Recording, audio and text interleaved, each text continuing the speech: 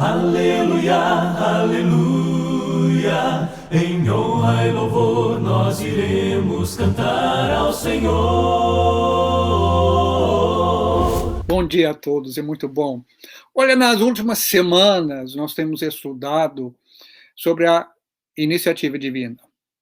Tudo começa com Deus. É por iniciativa dele, é pela vontade dele, é pela determinação do soberano criador deste universo.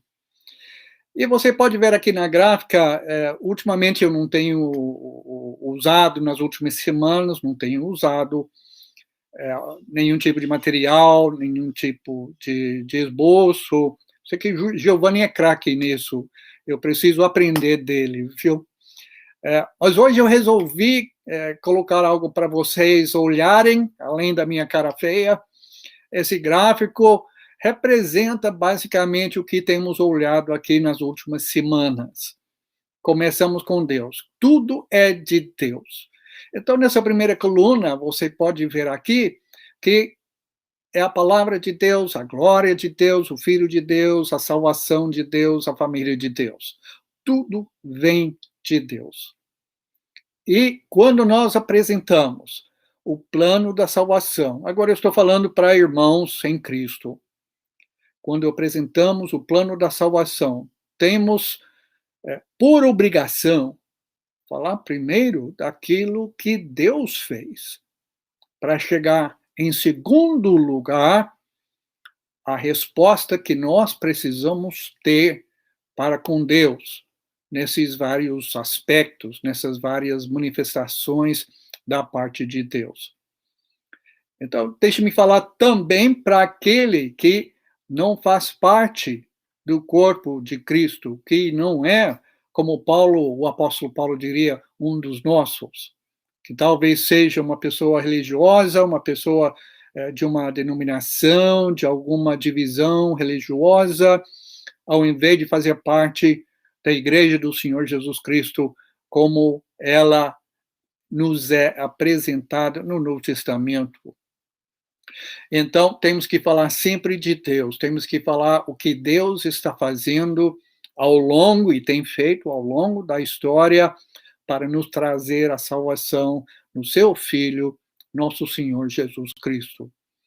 É somente depois de falar sobre a palavra de Deus, que hoje nós encontramos apenas nas Escrituras Sagradas, só depois de falar dessa palavra que nós podemos falar sobre a nossa necessidade de ouvir e crer, acreditar e abraçar.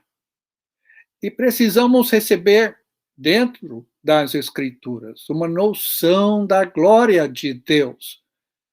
E eu coloquei aqui no meio alguns verbos que aparecem na Bíblia para expressar essas iniciativas, ou essa iniciativa da parte de Deus. A palavra de Deus significa que Deus falou, Deus disse, Deus revelou as coisas.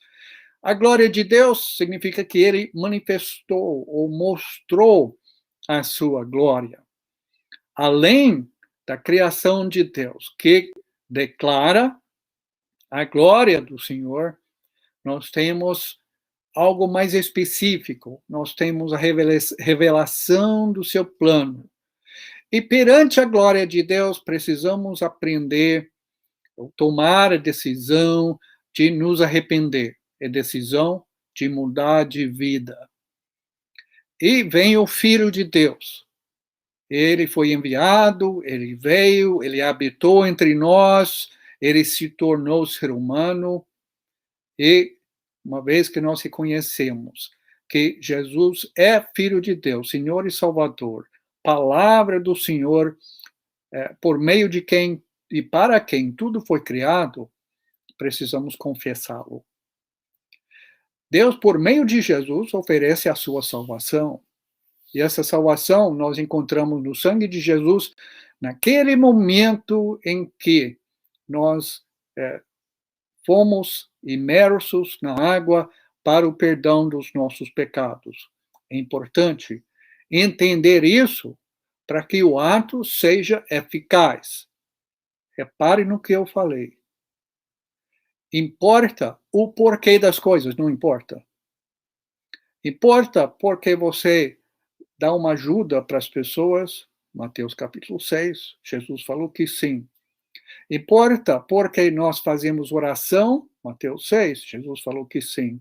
Então, importa também o motivo por que nós vamos ser imersos na água. Se nós não entendemos o porquê do ato, aquele ato não tem como ser eficaz em nosso caso. E depois de entrarmos no reino de Deus, de recebermos o perdão dos pecados, nós ainda temos a família de Deus. Deus nos gerou, nos regenerou, nos adotou. Às vezes vai usar uma outra figura para falar da nossa filiação, de sermos filhos de Deus. E dentro dessa família, nós aprendemos a servir. Agora, hoje, eu quero começar um tipo de complemento a esse material. Nós já vimos tudo isso. E se você puder olhar na coluna da direita, você vai ver aqui o que eu chamo de âmbito para cada item que nós vimos aqui. E quando eu falo âmbito, eu quero dizer a área de atuação de Deus, especialmente vista na obra do Espírito Santo, porque nós vivemos hoje na era do Espírito Santo. A antiga aliança era a era de Deus. Jesus veio na Terra, era aquele período em que nós vimos o Filho. Depois que ele foi embora, voltou para o céu, ele enviou o seu Espírito Santo para guiar a igreja. Então, nós vivemos hoje na era do Espírito Santo. E nessa coluna, eu gostaria de ressaltar, entre outras coisas, a obra do Espírito de Deus. Então, nós vamos ver nessa coluna, nesses pontos, algumas verdades bem abrangentes, importantes, que são entre as coisas mais importantes da Boa Nova de Cristo. Provavelmente hoje nós não vamos conseguir passar além dessa questão da revelação. Lembra que nós falamos sobre a palavra de Deus, é a iniciativa de Deus. Deus tomou o primeiro passo. Se não fosse por isso, nós viveríamos até hoje na ignorância. E a ignorância não é apenas uma falta de conhecimento. A ignorância é uma decisão do ser humano de rejeitar o conhecimento de Deus. Em Romanos capítulo 1, Paulo diz que Deus fala algumas coisas assim pela criação. Nós podemos ver o seu grande poder, nós podemos ver como Deus é um Deus ordeiro, as coisas funcionam perfeitamente dentro do universo, mas aquele conhecimento é limitado. Mesmo sendo um conhecimento limitado, Paulo diz que até aquele conhecimento de saber, olhando para a criação, que existe um só Criador que nos chama, que exige a nossa dedicação e a nossa adoração, até este conhecimento o ser humano tem rejeitado. Dê uma lida no primeiro capítulo de Romanos quanto a isso. Mais tarde, no capítulos 2 e 3 de Romanos, Paulo vai dizer que os gentios, os pagãos, eles têm uma consciência. E eles não têm a lei, mas a sua consciência, de acordo com o seu próprio conhecimento limitado, vai desculpando ou vai acusando ele. Então, isso mostra que ele está em posição de perdição. O homem está sem Deus e sem conhecimento. Por isso, Deus chegou e nos deu a sua palavra. Deus falou. O primeiro grande ato de Deus na história. Nós lemos em Gênesis 1, versículo 3. e disse Deus. E aí nós temos uma palavra de Deus, uma palavra poderosa, uma palavra criadora. Então nós queremos ver por alguns minutos aqui agora alguma coisa sobre a revelação de Deus. Deus se revela, Deus se mostra. Vai comigo nessa matéria aqui sobre a revelação de Deus. Lembra que nós falamos que esse âmbito aqui, a nossa era, é do Espírito Santo. Então eu quero começar por meio dele. Antes de Jesus voltar para os céus, depois da sua ressurreição dos mortos, ele falou um pouco antes de ser traído, que ele, o Espírito Santo, revelaria aos 12 apóstolos toda a verdade. Em João 14, versículo 26, Jesus falou para os 12 assim: mas o conselheiro é aquele que tem a informação e a sabedoria para aconselhar, para guiar. O conselheiro, o Espírito Santo, que o Pai enviará em meu nome. Naquele momento, aquele ato de envio da parte do Pai ainda estava no futuro. Jesus disse: aquele que o Pai enviará em meu nome, lhes ensinará todas as coisas e lhes fará lembrar tudo o que eu lhes disse. Lembra que a palavra de Jesus é a palavra de Deus. No final de João 12, Jesus disse que o que eu falo é exatamente o que o meu Pai me mandou dizer. Então, a palavra de Jesus é a palavra de Deus. E por meio do Espírito Santo, essa palavra passaria para os apóstolos e alguns profetas que iam escrever cartas e documentos e evangelhos e histórias e profecias para produzir o que nós temos hoje, o Novo Testamento. Olha a evidência, uma das evidências aqui, que Jesus falou isso para os 12. Quase a última frase, ele disse: o Espírito Santo lhes fará lembrar tudo o que eu lhes disse. Jesus tinha ensinado e falado a palavra do seu Pai para os apóstolos. E eles, o Espírito Santo, ia fazer com que eles lembrassem tudo que Jesus falou. Jesus não falou comigo pessoalmente. Eu nasci alguns séculos, alguns milênios, muito tarde, para eu ouvir o ensinamento de Jesus. Os 12 apóstolos ouviram. E olha, eles iam ter uma memória inspirada.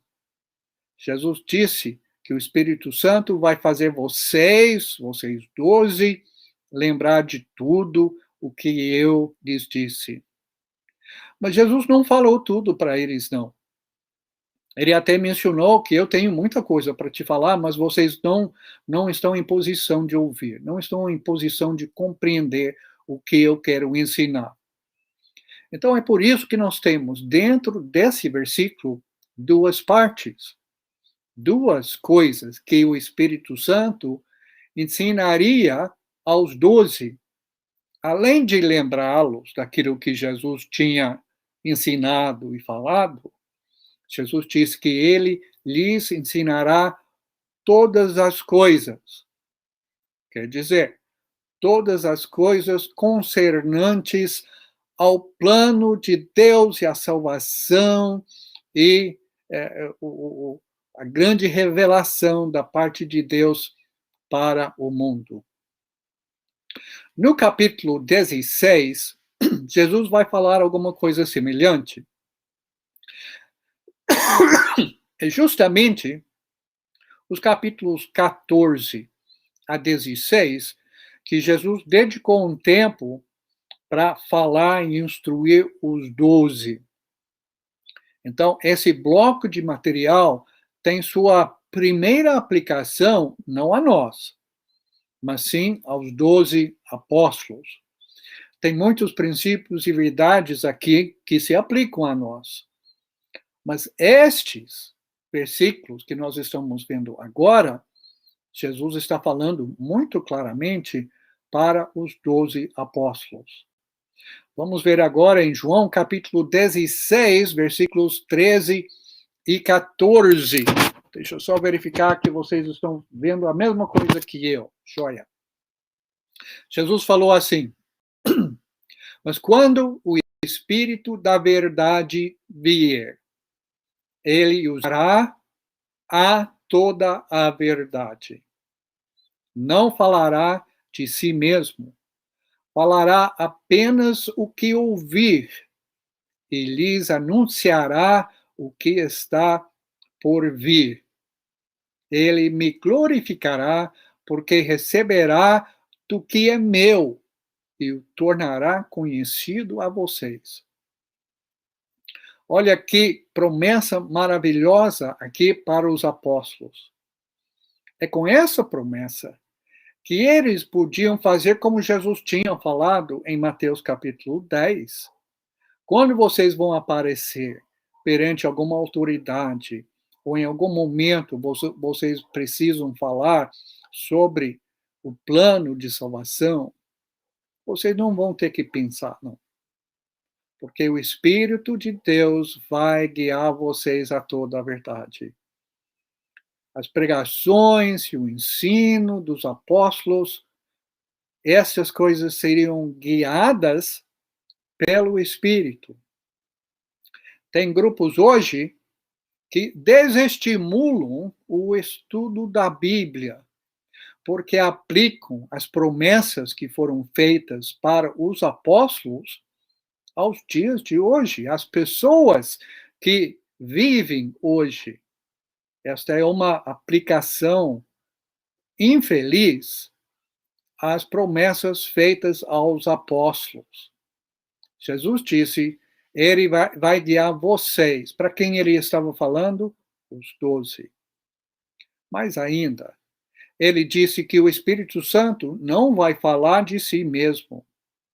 Nós temos bastante informação no Novo Testamento a respeito do Espírito Santo.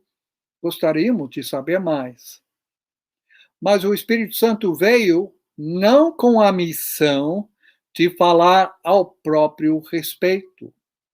Jesus disse, ele vai falar apenas aquilo que ele vai ouvir.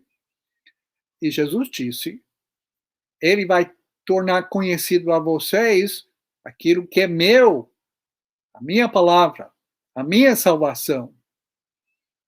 Então é interessante que, quando Jesus veio, ele veio fazer a vontade do Pai, o servo do Senhor. Quando o Espírito Santo veio à Terra e começou a trabalhar entre os homens, o Espírito Santo não veio para falar de si mesmo. Ele veio para falar sobre as coisas de Jesus. É muito interessante que muitas pessoas hoje em dia que dizem ter dons miraculosos do Espírito Santo, como eles falam tanto no Espírito Santo e falam pouco de Jesus. É um alerta. Então, o que nós estamos vendo aqui, nós estamos aqui no âmbito do Espírito Santo de revelação. O Espírito Santo foi enviado por Jesus, como Jesus tinha sido enviado pelo Pai. O Espírito Santo foi enviado por Jesus para revelar as verdades de Deus, a palavra do Senhor. Nós vemos isso nas duas cartas de Pedro.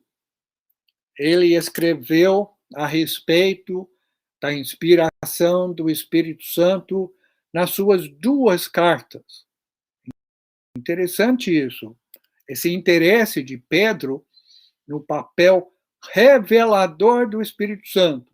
Ele não passa o tempo todo, ele não escreve as cartas todas sobre isso, só um parágrafozinho em todas as suas cartas, mas ele menciona. Na sua primeira carta, no primeiro capítulo, dos versículos de 10 a 12, olha o que Pedro vai falar. Aqui, se não me engano, eu coloquei na versão fácil de ler, para quebrar um pouco uma frase muito extensa, e até a NVI, que eu uso normalmente, gosto muito, a frase é muito extensa e podemos nos perder um pouco. Então, aqui, nesse formato de estudo, resolvi citar a versão fácil de ler. Pedro falou assim: os profetas falaram a respeito da graça que ia ser revelada a vocês. Olha o nosso termo chave aqui, revelada. Estamos falando da revelação de Deus por meio do Espírito Santo. Eles, os profetas, perguntaram e investigaram com muito cuidado sobre esta salvação. Eles estavam investigando para descobrir a que situação e a que tempo o Espírito de Cristo dentro deles estava se referindo quando predisse sobre os sofrimentos de Cristo e as glórias os seguiriam. Eu quero dar uma pausa aqui rapidinho. Pedro afirma que os próprios profetas vão pensar, Isaías até Malaquias, alguns deles, falavam a respeito do futuro. Profecia é ensino inspirado. Às vezes fala do futuro, às vezes fala do presente, ou falava. Estes profetas falavam, sim, às vezes, do futuro. Profecia não é só futuro, é ensino inspirado. Mas eles olhavam seus próprios escritos e queriam saber mais, porque perceberam que tinham coisas dentro dos próprios escritos que nem eles entendiam direito. Então eles queriam saber o que vai acontecer, em que tempo isso vai ser cumprido. E Pedro reconhece que seus escritos tinham significados maiores do que os próprios autores conseguiram reconhecer. Por que isso? Porque Pedro diz que o Espírito de Cristo, o Espírito de Deus, estava dentro deles. E foi o Espírito que estava colocando todo esse significado que os profetas não tinham noção, não tinham condições de perceber a respeito do futuro. Porque eles estavam escrevendo sobre os sofrimentos de Cristo, por isso que ele é chamado o Espírito de Cristo, porque ele vai falar de Jesus, e as glórias que o seguiriam. Agora, versículo 12. A eles foi revelado que não era a si mesmos que eles estavam servindo, mas a vocês. Oh, meus leitores, Pedro está falando. Mas a vocês. Quando falaram das coisas que agora lhes foram anunciadas. E essas coisas lhes foram anunciadas por aqueles que lhe proclamaram as boas novas, mais uma vez, como os profetas, por meio do Espírito Santo que foi enviado do céu.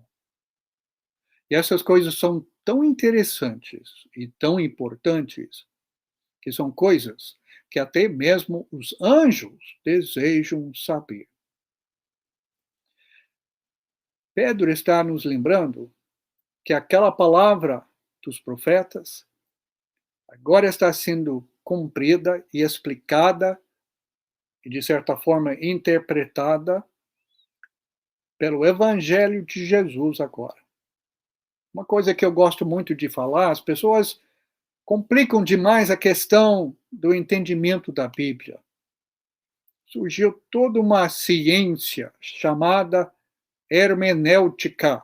Olha que impressionante. Uma das coisas que eu gosto de falar é a Bíblia já é a explicação, já é a interpretação divina dos eventos que aconteceram na história. O que nós precisamos fazer é ler e compreender essa explicação de Deus. As pessoas dizem, às vezes, que cada um tem a sua interpretação da Bíblia. Às vezes é verdade. As pessoas fazem sua própria interpretação e dão à Bíblia um significado que não está presente. O que precisamos fazer é tirar as nossas ideias para que a interpretação que está dentro da Bíblia possa aparecer. Aqui nesse parágrafo de 1 Pedro, o apóstolo quer dizer que o Espírito de Deus estava dentro dos profetas, para que eles pudessem ver a palavra de Deus e coisas futuras que nem eles imaginavam. E segundo, o Espírito Santo foi enviado do céu e por meio dele ele deu dons de inspiração no primeiro século aos apóstolos e profetas para que eles pudessem falar de fato a palavra de Deus. Na sua segunda carta, Pedro também fala sobre o trabalho do Espírito Santo de revelar a palavra de Deus. Ele escreveu assim, ainda no primeiro capítulo. Assim, temos mais confiança ainda na mensagem ou palavra anunciada pelos profetas. Já tínhamos, mas com a informação que nós temos hoje, essa confiança foi confirmada e cresceu mais ainda. E vocês, os leitores, fazem bem em atendê-la, essa palavra, essa mensagem, pois ela é como a luz que brilha num lugar escuro até que o dia clareie e a estrela da manhã brilhe nos seus corações. Talvez uma referência a Jesus. Lendo a palavra de Deus, ela nos dá a luz. Salmo 119, versículo 105. A palavra de Deus é a nossa luz. Acima de tudo, Pedro diz, versículo 20, saibam isto. Nenhuma profecia na Escritura provém de maneira de pensar pessoal do profeta. Não foi o profeta assim que bolou a ideia, que criou aquela mensagem dele. Pois jamais qualquer profecia foi feita por vontade humana. Entretanto, homens guiados pelo Espírito Santo, movidos, conduzidos pelo Espírito Santo, falaram mensagens vindas de Deus.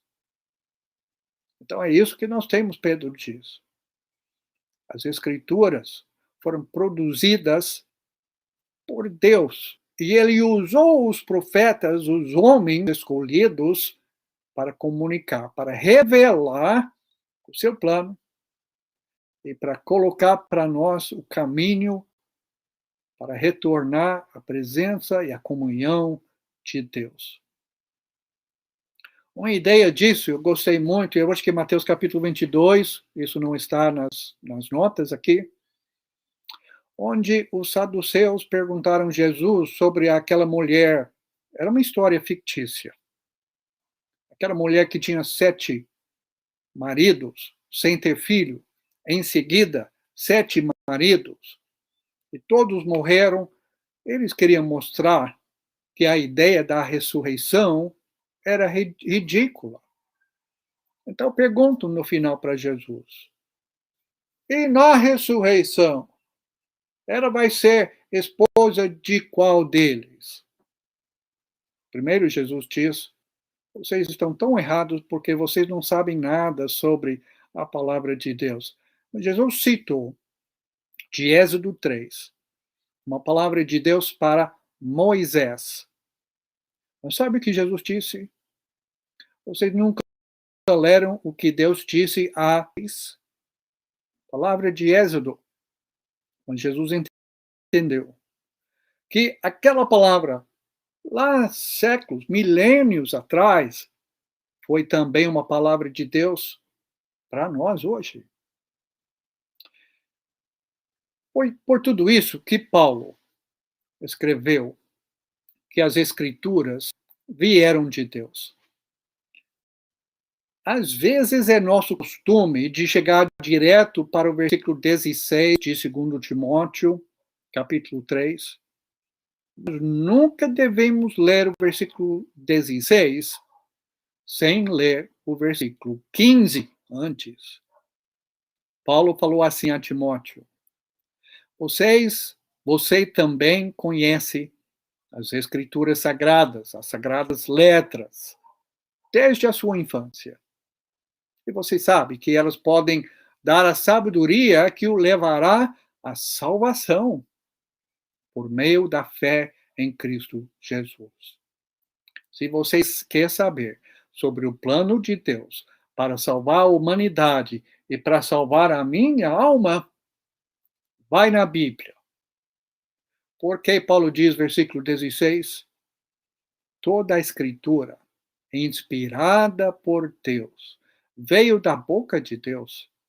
E por isso é útil para falar sobre a verdade, para repreender os pecadores, para corrigir as faltas e para ensinar a maneira certa de viver.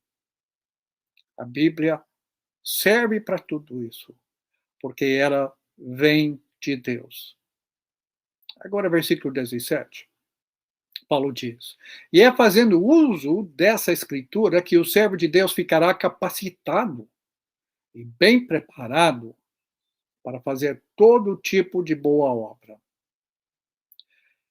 A Bíblia tem tudo o que precisamos para a nossa salvação e para o nosso serviço no reino de Deus. Porque ela tem origem com Deus. Deus nos deu por meio do Espírito Santo. Número 2. Agora que nós olhamos sobre o Espírito Santo, que é Espírito revelador do plano de salvação de Deus, vamos voltar um pouco e ver essa questão que Deus é um Deus que fala. Ele é um ser comunicativo.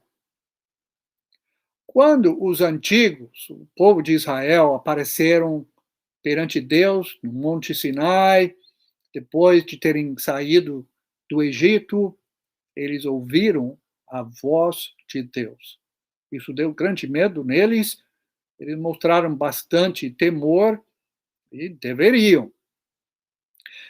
Eles falaram alguma coisa interessante para Moisés, e Moisés lembra dos chefes das famílias de Israel a respeito dessa frase deles em Deuteronômio 5, versículo 24.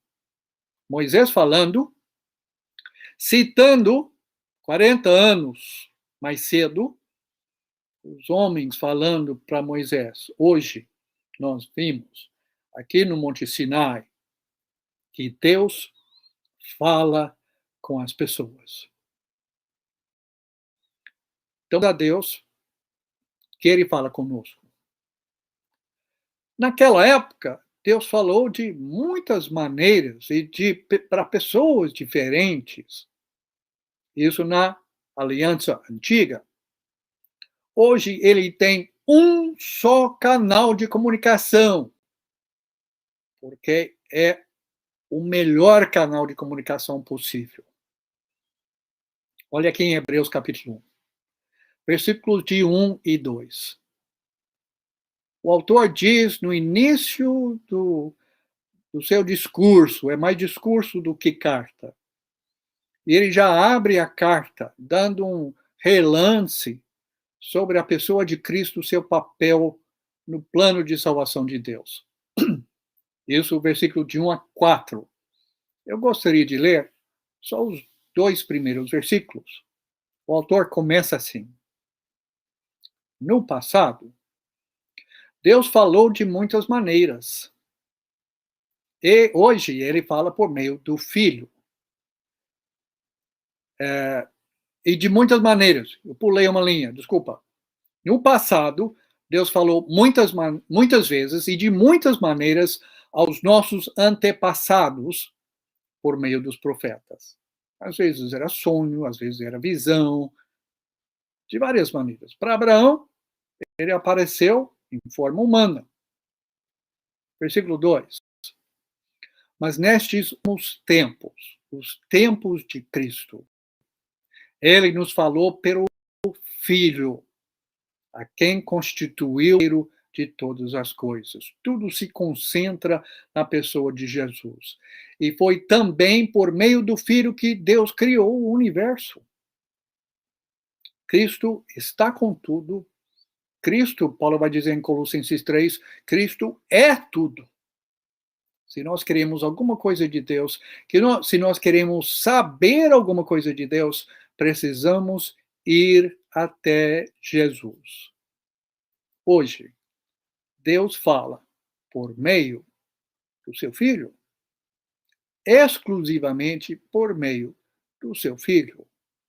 E seu Filho enviou seu Espírito Santo para inspirar os apóstolos e os profetas para falar e escrever, mas tudo volta para o Filho. Agora, dentro dessas informações, dentro desse corpo de material que nos explica o que Deus vem fazendo ao longo da história da humanidade, cumprindo o seu plano de salvação, nós vemos que essas declarações ou revelações de Deus informam e também nos direcionam pelos seus mandamentos. Tem gente dentro da igreja de Deus que querem citar 1 Coríntios 15, versículos de 1 a 3, e colocam um ponto onde não tem ponto, para falar que o evangelho consiste na crucificação, sepultamento e ressurreição de Jesus. Só. Gente, é loucura isso. Parem com isso. Isso não é todo o evangelho. Então já falamos que em 1 João disse, se alguém não confessa que Jesus veio na carne, ele não é um dos nossos. A encarnação é um dos fatos básicos do evangelho, mas Paulo não menciona isso em 1 Coríntios 15. 1 Coríntios 15 é um resumo entre vários. Hebreus 1, versículo de 1 a 4, é outro resumo com outros detalhes. Então, vamos tomar cuidado para não falar onde a Bíblia não fala. E de afirmar coisas que a Bíblia vai nos provar mentirosos. Então, o que nós temos, o que nós vamos ver aqui, é que os mandamentos de Deus fazem parte essencial da boa nova de Cristo. Sem os mandamentos de Deus como parte da mensagem do Evangelho, não existe nada, não existe salvação.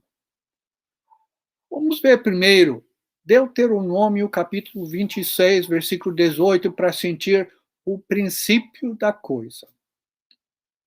Moisés falando, lembrando o povo de Israel sobre aquele momento no Monte Sinai. Ele falou assim: e hoje o Senhor declarou que vocês são o seu povo, o seu tesouro pessoal, conforme ele prometeu. Que vocês terão que obedecer a todos os seus mandamentos. O Senhor declarou. E além de declarar, além de salvar, além de redimir o povo lá da terra do Egito, parte da aliança, uma parte integrante da aliança, são os mandamentos. E esse princípio se aplica também à aliança de Cristo. Os mandamentos fazem parte da própria essência do que é o Evangelho de Cristo. Lembra Mateus capítulo 22? Jesus respondeu sobre os maiores mandamentos, amar a Deus e amar ao próximo. E olha como Jesus conclui essa sua palavra em Mateus 22, versículo 40. Toda a lei e tudo que foi escrito pelos profetas depende destes dois mandamentos. Esses dois mandamentos aplicam a nós hoje. Valem para nós os dois grandes mandamentos de amor a Deus e amor ao próximo. Aplicam sim. E essa palavra de Jesus aplica não somente à lei de Moisés, mas à lei que dá liberdade, como Tiago vai dizer. Tudo que é escrito, todo o plano de Deus para salvar o ser humano depende desses dois mandamentos. Em João 12, versículo 50, no final do capítulo, Jesus disse, falando do mandamento do seu Pai, ele falou assim: sei que o seu mandamento é a vida eterna. Portanto, o que eu digo é exatamente o que o Pai me mandou dizer. Jesus liga de uma forma íntima o mandamento de Deus e a vida eterna. É necessário obedecer ao mandamento de Deus para receber a vida eterna. E ele quer expressar essa proximidade entre as duas coisas usando um verbo de ligação, simples, mas forte. Em 1 Coríntios, capítulo 14, Paulo estava tentando corrigir muitos erros da igreja em Corinto. E olha o que ele falou em termos do abuso dos dons de milagres, de curas e de línguas lá na congregação em Corinto. Ele falou assim: se alguém se considera profeta ou tem um dom espiritual, deve reconhecer que o que estou escrevendo para vocês é um mandamento do Senhor. Não é coisa opcional. Muita gente diz hoje ter esses dons, mas eles não seguem nada daquilo que é encontrado em 1 Coríntios 14. Por que será? Agora, aceitar e obedecer ao mandamento revelado pelo Senhor é tão importante para o apóstolo que ele ainda acrescenta no próximo versículo 38. E eu vou citar aqui da Nova Tradução na linguagem de hoje. Mas se alguém não der atenção a isso, que ninguém dê atenção a essa pessoa. O termo original é ignorar. E os comentaristas geralmente concordam que Paulo está falando aqui, bota a pessoa para fora. Vocês não podem tolerar uma pessoa que não vai obedecer ao mandamento do Senhor. Mais uma passagem aqui, vamos terminar e ver o restante aqui na semana que vem, se Deus permitir. Em 2 Pedro, capítulo 3, versículo de 1 a 3, Pedro escreve sua última carta perto do final da sua vida para lembrar os cristãos a continuarem fiéis ao Evangelho. E ele escreve assim: queridos irmãos, queridos amigos, esta é a segunda carta que lhes escrevo. Em ambas eu tenho procurado despertar a mente pura de vocês por meio de lembranças. Nada de novidade aqui. Está voltando para as verdades de Cristo. Versículo 2. Eu quero que vocês se lembrem das palavras que os santos profetas falaram no passado. Provavelmente uma referência ao Antigo Testamento. E do mandamento do nosso Senhor e Salvador, dado pelos apóstolos que foram enviados a vocês. Como no final do primeiro capítulo, que segundo Pedro, aqui também, Pedro acha tão importante, tão essencial a parte do evangelho que é mandamento, que ele expressa o todo, a mensagem inteira com a palavra mandamento. Você pode falar do evangelho como mandamento. Veio do Senhor e Salvador Jesus Cristo. Veio por meio dos apóstolos, porque o Espírito Santo inspirou eles para falar e escrever a respeito. Como Paulo disse, ele diz: eu estou escrevendo para vocês a palavra de Deus, ou por carta, ou viva voz. Agora, nós não temos mais a viva voz dos apóstolos. Ficamos com os escritos, que são o Novo Testamento.